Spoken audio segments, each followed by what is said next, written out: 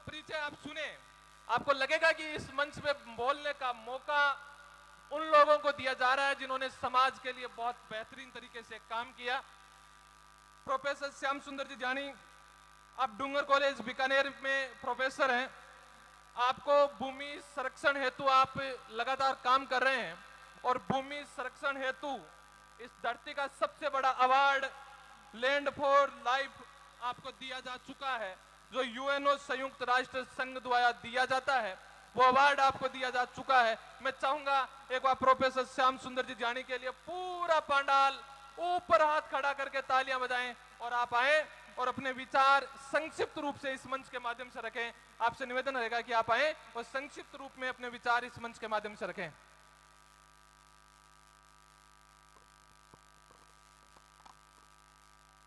जय जाट। आज इस महती कार्यक्रम में भागीदार हमारे जाट परिवार के सभी सम्माननीय जनों को राम राम। सबसे पहले दो बात मैं कहना चाहूँगा, फिर मेरे मुद्दे पे आऊँगा। पहला तो ये जो हम शताब्दी कार्यक्रम यहाँ मना रहे हैं, इसकी जिन लोगों ने परिकल्पना की और उसके बाद में इसे मूर्त रूप दिया, मैं हृदय की गहराई से उस पूरी टीम को साधुवाद देता हूँ कि इस रचनात्मक काम को उन्होंने हाथ में लिया। दूसरा, पिछले 20 साल से मैं जो पारिवारिक वानिकी अवधारणा के जरिए काम कर रहा हूँ, उसमें मुझे जाट समाज से कोने कोने से सहयोग, प्यार और समर्थन, विश्वास मिला।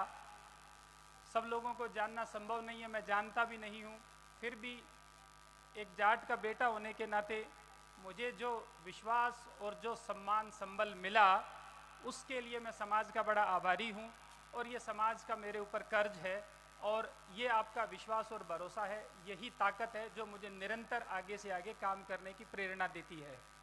मैं आप सबके बीच में मुखातिब हो रहा हूँ एक विषय को लेकर के। शिक्षक हूँ, शिक्षा का विषय कि शिक्षा का क्या ऐसा स्वरूप हो जो आगे 21वीं सदी की जो चुनौतियां हैं या 1925 के सम्मेलन में जो परिकल्पना की गई 100 साल बाद हम कहाँ आए, अगले 100 साल में हमें कहाँ होना चाहिए, उसको वो टच करे। आमतौर पे मेरा जो विषय है समाजशास्त्र, उसमें जब हम किसी भी बात के ऊपर चिंतन करते हैं तो उसकी मैपिंग करते हैं, इशू की प्रोफाइलिंग करते हैं। तो हम अगर हमारे जाट समाज की प्रोफाइलिंग करें तो मोटे तौर पर 3 वर्ग हैं हम में। एक वर्ग ऐसा जो बिल्कुल टॉप पे है, वो बहुत छोटा सा वर्ग है जिसके पास में भरपूर संसाधन हैं। उनको अपने आगे के और विकास के लिए समाज की सामूहिक ताकत की दरकार नहीं होती, क्योंकि उनके पास में संसाधन रूपी ताकत है। और हर जाति में इस तरह का जो वर्ग होता है, वो चाहे कोई समय हो, कोई स्थान हो और कोई राजनीतिक दल हो, वो अपना काम करवाने में सक्षम होते हैं। उनके बाद में जो दूसरा हमारा तबका है, बड़ा तबका, बीच का, और सबसे बड़ा तबका है नीचे का। बीच के तबके में वो मझोले लोग हैं जो या तो नौकरी में है या छोटे व्यापार में हैं। वो लोग भी जब गांव से निकल कर के शहरों में आए तो उन लोगों के कनेक्शंस बन गए समाज के लोगों के साथ और दूसरे लोगों के साथ। उन सामाजिक संपर्कों के बलबूते और अपनी जो उनकी दक्षता है उसके बलबूते वो भी ठीक ठाक रूप में अपनी ज़िंदगी है वो चला रहे हैं। जो चिंता का विषय हमारे सामने है वो ये है कि हमारा जो तीसरा तबका, जो संख्या में सबसे बड़ा है, जिसके पास में थोड़ी थोड़ी ज़मीनें हैं या भूमिहीन है, गांव ढाणियों में रहता है, उसके सामने जीवन की दुश्वारियां बहुत ज़्यादा हैं। कहने को गांव गांव में हमने स्कूल्स, हॉस्पिटल्स और सड़कें पहुंचा दी, लेकिन इसके बावजूद शिक्षा में वो समावेशिता का भाव नहीं है जिस भाव के जरिए वो आगे बढ़ सके और अपने जीवन को बेहतर कर सकें। तो ये हमारा दायित्व तो हो जाता है, खासकर जो बीच का तबका है, जिसका एक साइजेबल नंबर तो ऐसा है जो निष्क्रिय है और वो हर जाति में होता है। एक नंबर ऐसा है जो सोचता है कि हमें गिव बैक करना चाहिए सोसाइटी को। तो वो लोग ऐसा क्या कार्यक्रम डिज़ाइन करें कि उसके जरिए हम हमारा जो तीसरे नंबर का तबका है उसके जीवन को बेहतर बना सकें। ठीक यही चिंता जब हमारा देश आज़ाद हुआ उस समय महात्मा गांधी के सामने थी और इस चिंता का समाधान करते हुए उन्होंने 48 में एक अवधारणा दी थी। हरिजन में उन्होंने लिखा था, तालिस्मैन का एक कॉन्सेप्ट दिया था। तालिस्मैन के कॉन्सेप्ट में उन्होंने एक बहुत सुंदर बात कही उस समय के नीति निर्माताओं के लिए, और मेरे ख्याल में वही बात हमारे लिए मार्गदर्शन का एक सूत्र बन सकती है। उन्होंने तालिस्मैन के कॉन्सेप्ट में ये कहा था कि ये महत्वपूर्ण नहीं है जो देश के नीति निर्माता हैं उनके लिए कि आज़ाद भारत में जो सबसे अंत में खड़ा व्यक्ति है या जो हमारा गरीब तबका है उसको आप क्या देते हो, ये भी महत्वपूर्ण नहीं है कि आप उसको कितना देते हो। महत्वपूर्ण ये है कि आप अपने निर्णयों के द्वारा क्या उनको उनकी वो एजेंसी लौटा सकते हो जिससे वो अपने जीवन को बेहतर करने, अपने जीवन की दुश्वारियों को कम करने में सक्षम हो सकें। तो कुल मिलाकर के वही बात आज हमारे सामने है कि क्या हम एक कोई ऐसा मैकेनिज्म डेवलप डिज़ाइन कर सकते हैं जिसके जरिए जो हमारा सबसे बड़ा तबका है उनके जीवन को बेहतर करने में उनको खुद को हम एम्पावर, उनको खुद को हम सशक्त कर दें। क्योंकि जब तक वो स्वयं सशक्त नहीं होंगे तब तक ये जो हम नंबर्स में चीज़ें बताते हैं कि इतने स्कूल्स हो गए, हॉस्पिटल्स हो गए, ये हो गए, ये एक सीमा के बाद में प्रभावी नहीं होते। क्योंकि समस्या जो है वो व्यापक है, उसका समाधान केवल राजनीतिक, केवल प्रशासनिक नहीं हो सकता, उसका समाधान सामाजिक हो सकता है। क्योंकि सामाजिक जो समाधान होता है वो होलिस्टिक होता है, इंक्लूसिव होता है। तो उसी के ऊपर अगले 3-4 मिनट में मैं मेरी बात कह करके और कंक्लूड करना चाहूँगा। एक चीज़ जो बड़े विमर्श के बाद में ध्यान में आई कि इसके लिए क्या किया जाए, उसको हमने एक नाम दिया है चेज़, CHASE। चेज़ के जो 2 पहले अक्षर हैं CH चौधरी चरण सिंह को डेडिकेटेड है, फिर A फॉर अलायंस और उसके बाद में S फॉर सस्टेनेबल और E फॉर इक्विटेबल एजुकेशन। अंग्रेजी का जो शब्द है चेज़, इसके मायने हिंदी में होते हैं पीछा करना। तो हम एक ऐसा एक कार्यक्रम डिज़ाइन करें कि अगले 100 साल 50 साल के लिए हमारे सामने ये एक टारगेट है और इस टारगेट को हमने पीछा करना है इसको अचीव करने के लिए। तो आज ज़रूरत इस बात की है कि एक नेशनल अलायंस हमारे पास में हो, एक नेशनल इनिशिएटिव हो हमारे पास में, जिसके जरिए एक नेशनल लेवल की कोऑर्डिनेटिंग कमेटी और फिर ग्रेजुअली हम वहाँ से निकल करके और पंचायत स्तर तक जाएं।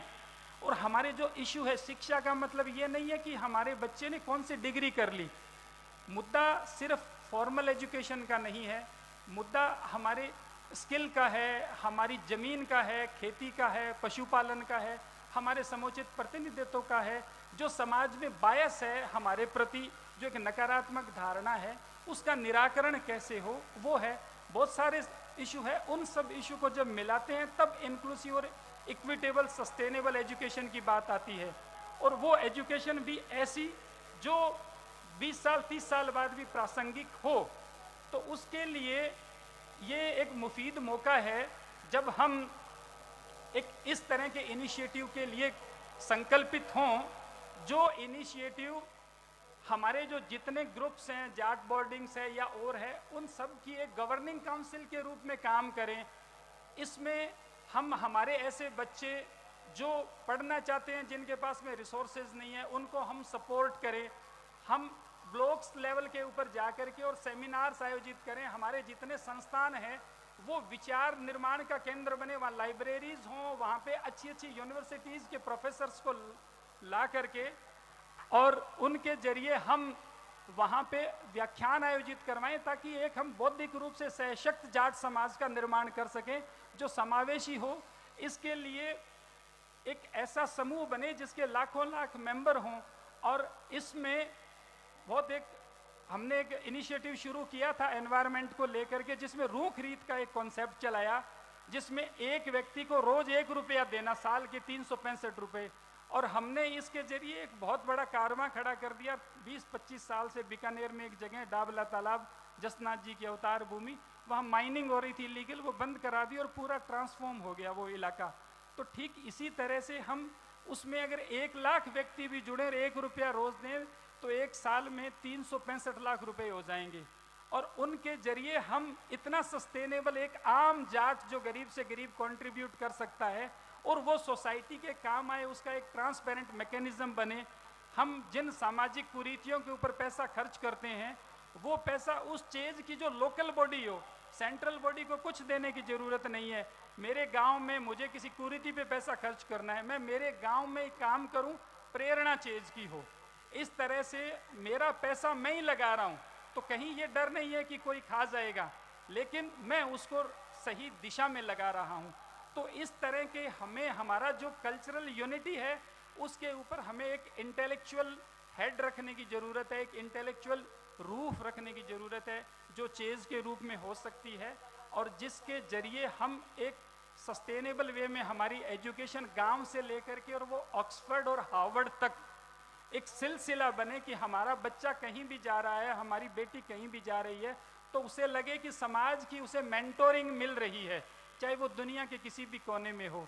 तो ये हम एक इनिशिएटिव करें, इसको समाज 5 साल दे, 5 साल बाद में इसका व्यापक विश्लेषण पोस्टमार्टम हो और उसके बाद में अगले 20-25 साल की इसकी कार्य योजना 5-5 साल की बने। इस तरह से हम समाज में परिवर्तन ला सकते हैं, क्योंकि जिन लोगों ने 1925 में सपना देखा था, जाट बोर्डिंग्स और अलग अलग इनिशिएटिव शुरू हुए, वो एक सिलसिला सतत चला, उस सतत सिलसिले के कारण हम आज इस स्थिति में आए हैं। आज जो हमारा समागम सम्मेलन है इसमें जो मुद्दे हैं उन मुद्दों के ऊपर जब तक सततता नहीं रहेगी, जो आयोजन समिति है वो 10 बिंदु रखेगी, जब तक हम सततता नहीं रहेगी हमारे पास में workable action plan, follow up plan और उसके बाद में उसका इवेल्युएशन नहीं होगा। कोई भी अच्छी पॉलिसी तभी होती है जब उसका अच्छा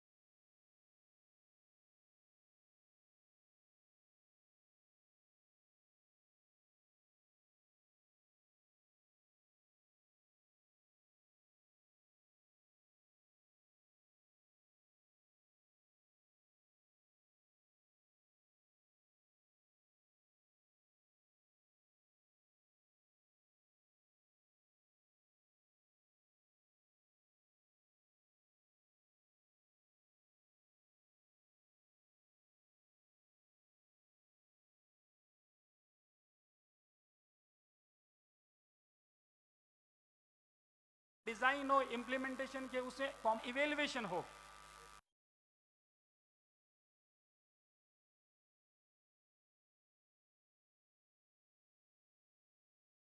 प्रोसेस के रूप में आगे नहीं बढ़ेगा, तो जरूरत यह है कि प्रक्रिया के रूप में हम इसे आगे बढ़ाएं ताकि 20-25 साल बाद में हम आज के मुकाबले ज़्यादा सक्षम स्तर के ऊपर अपने आप को खड़ा पाएं। तो ये एक छोटा सा सुझाव था, मुझे बोलने के लिए मौका दिया, इसके लिए मैं बड़ा आभारी हूँ। आप सब लोग आए, आपने सुना, आप सबका भी आभार। और आज हम रेजोल्यूशन लेकर के जाएं इस तरह का कि हम आज से, जैसे हम रोज़ खुद के तैयार होने में, खाना खाने में टाइम देते हैं, 24 घंटे में हम 20 मिनट 15 मिनट एक डेडिकेट कर दें कि ये 15 मिनट टाइम मेरा है ही नहीं, मेरे लिए कल से जो है 23 घंटे और 45 मिनट ये जीवन की, ये 15 मिनट समाज का है। उस 15 मिनट में जो भी सोशल कॉज है लोकल लेवल से लेकर के एपेक्स लेवल तक, उससे हम जुड़ें, उसमें कंट्रीब्यूट करें। 15-15 मिनट आप जोड़ो तो आप देखो कि रोज कई लाख घंटे समाज के लिए काम करने के हो जाएंगे। जब हम रोज कई लाख घंटे देंगे तब जाकर के और समाज में सांगोपांग बदलाव आएगा, वरना बदलाव की बातें होंगी, बदलाव की अपेक्षा होगी, लेकिन बदलाव धरातल के ऊपर दिखेगा नहीं। तो मैं आप सबसे यही निवेदन करूंगा कि हम ये रेजोल्यूशन लें कि कल से हमारे जीवन के 15 मिनट समाज को जाएंगे, और हम हर व्यक्ति से ये बात करें, और शाम को रोज सोने से पहले ये सोचें कि क्या आज मैंने 15 मिनट दिए तो उनमें क्या किया, और कल मैं 15 मिनट की प्लानिंग हो। ये अगर हम इतना छोटा सा काम कर लें तो मैं समझता हूं कि हम 1 साल में ही इसके विजिबल चेंज जो है वो जमीन के ऊपर देख पाएंगे। बहुत बहुत आभार। राम राम, हरित प्रणाम। बहुत बहुत धन्यवाद श्याम सुंदर जी साहब, आपका बहुत बहुत धन्यवाद। अगले वक्ता